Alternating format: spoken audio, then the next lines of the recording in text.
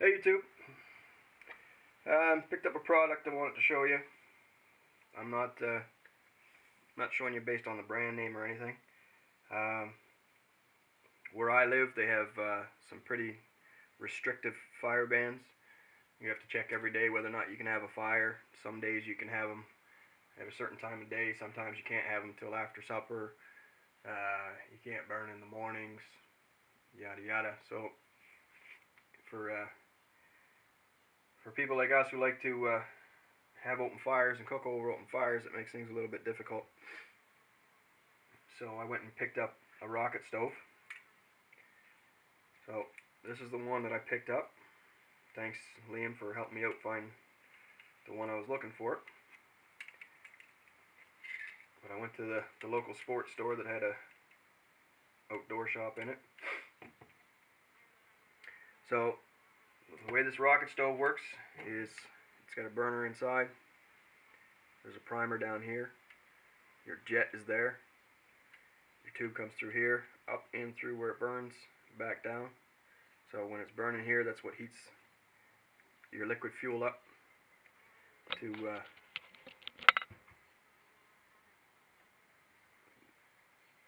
turn the liquid fuel into a vapor.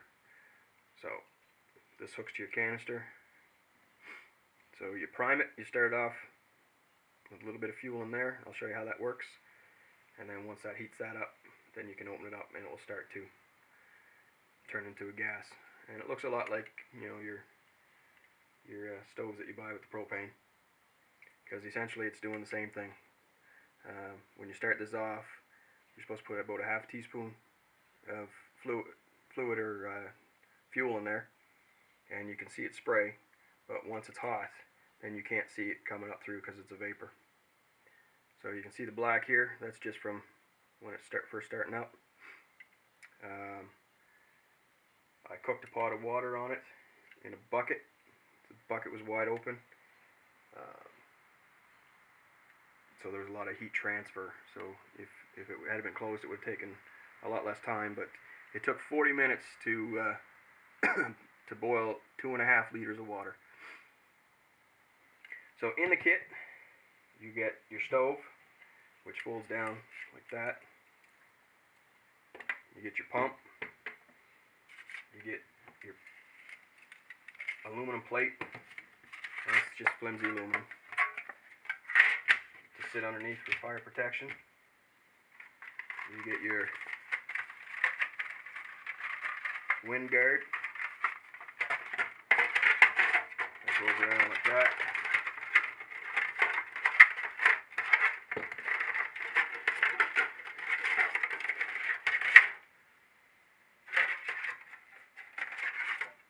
Now this is really cheap aluminum, but for the job that it has to do, it'll work just fine. I had it going yesterday. You also get a little kit in there. There's an extra O-ring, extra nozzle, some oil. This one is just mineral oil. And then you got your multi-wrench that goes with it. I like this unit because it's very, very serviceable. You can completely take it apart. You know, you can take your fuel bowl off, take your wick off. This pops out. I haven't done it yet, so there you go. It's starting to go. That pops out so you can service it. You put that there, you use your wrench, you can take your nozzle off, clean your nozzle. There's a valve inside for cleaning it. You can get all the parts, you can get all the kits. So it is an expensive unit, but it's very serviceable, and it's field serviceable too, which is nice.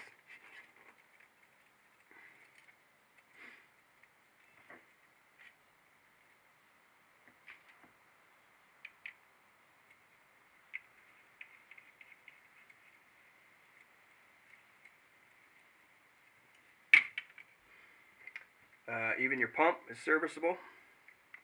You can see here, there's indents. So you push that down to there.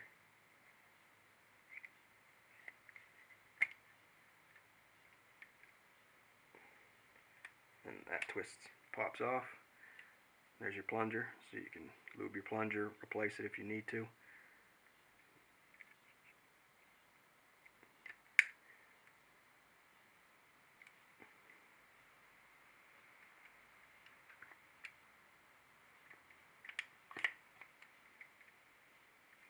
And this comes off with the wrench as well. You get a fuel filter here, which is replaceable. And then you've got your valve in there, which is replaceable as well. If your seal gets damaged, you can replace your seal as well. So it's a great little system, as in you can do anything you need to keep it going.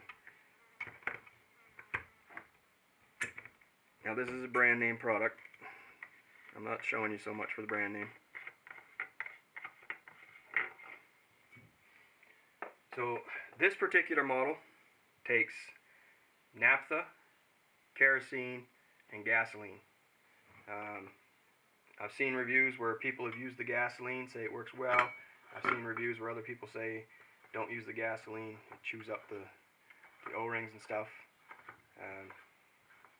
I'll only use gasoline if I have to. Gasoline's pretty volatile for carrying around in your pack.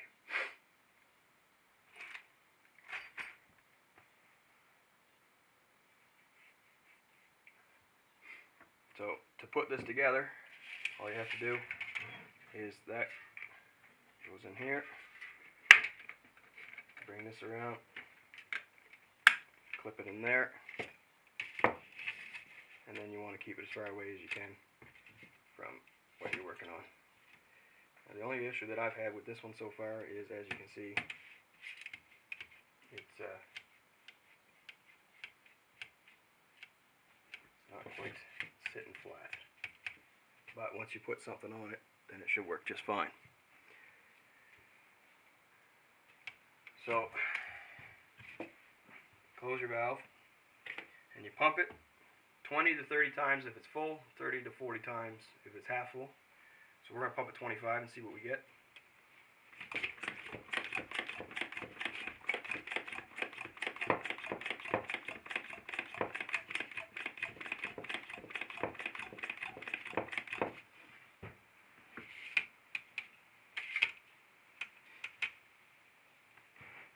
Okay. And then, right here is your valve. So you open that up and you look down in your jet, and you want to make sure that you get approximately half a teaspoon of whatever fluid you're using. I'm just going to put some weight on this side.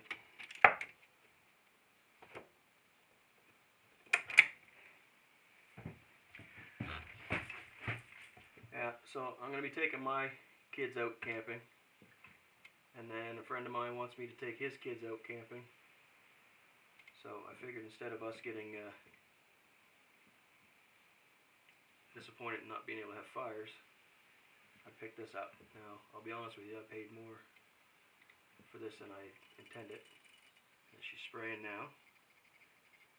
And we got her good there. A little bit more than I'd hoped. So, when you light this, you can make a dinner plate size flame. They say that's okay. It'll last approximately 2 minutes. What you're doing is you're trying to heat this.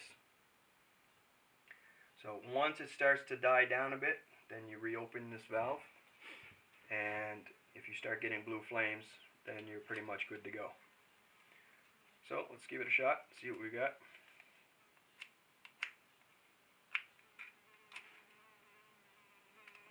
Make sure you get good matches.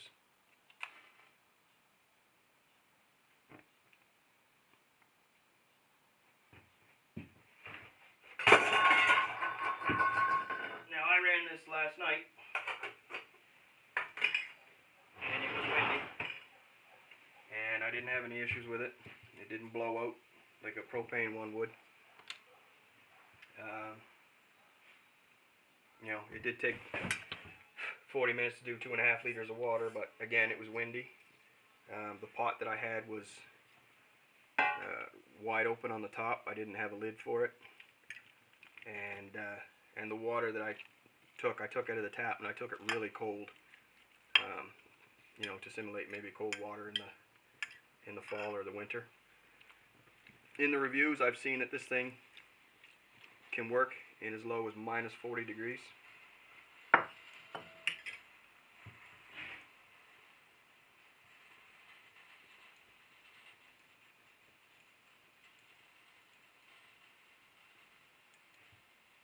It's starting to fade now, so we're going to open this up a bit.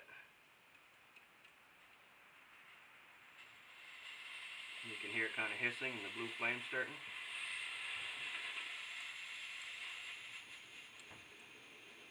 And there we go. We are now up and running.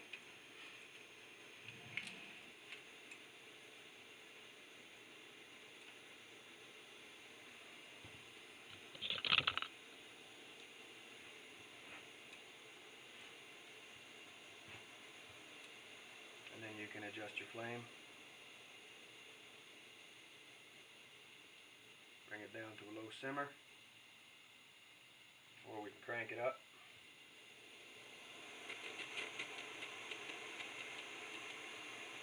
To a nice little flame.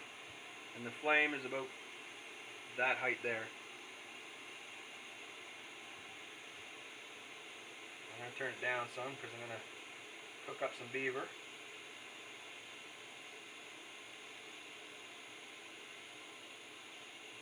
So you want to keep your bottle as far away as you can get it.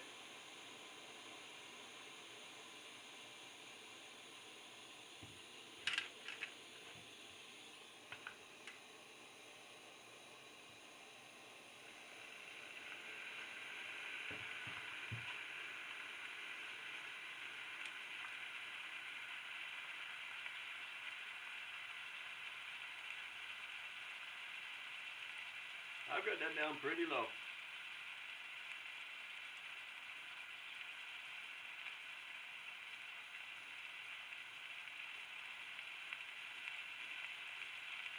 Just tossing a little bit.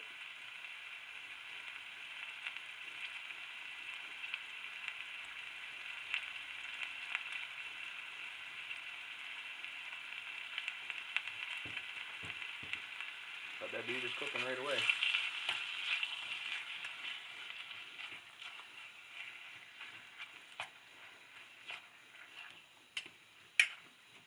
Pan fry my beaver, and then I'll freeze it so that when I go camp with the kids it doesn't take as long to cook.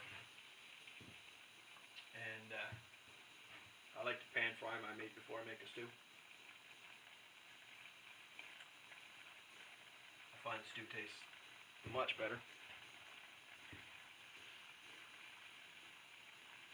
So this way I won't lose the interest of the kids while we're cooking supper.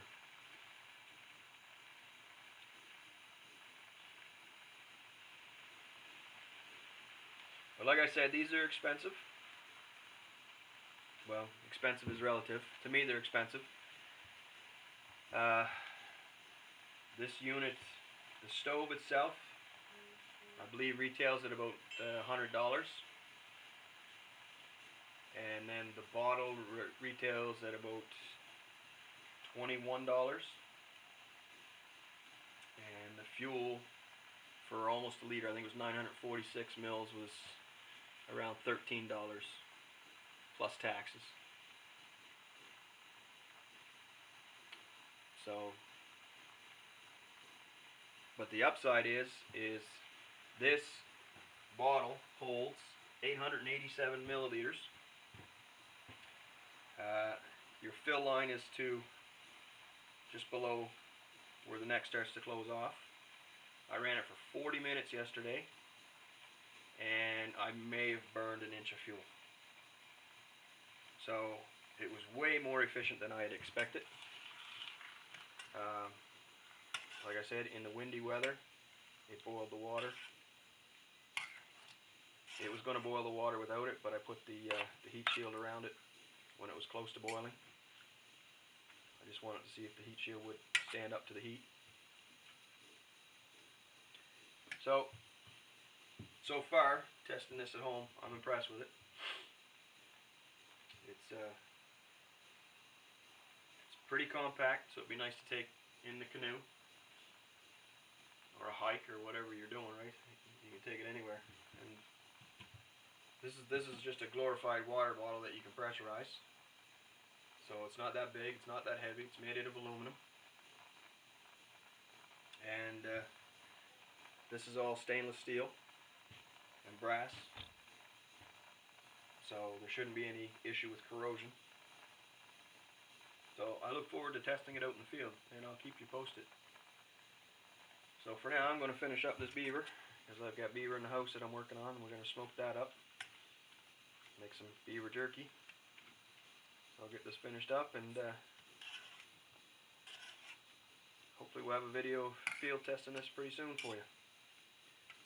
Thanks for watching.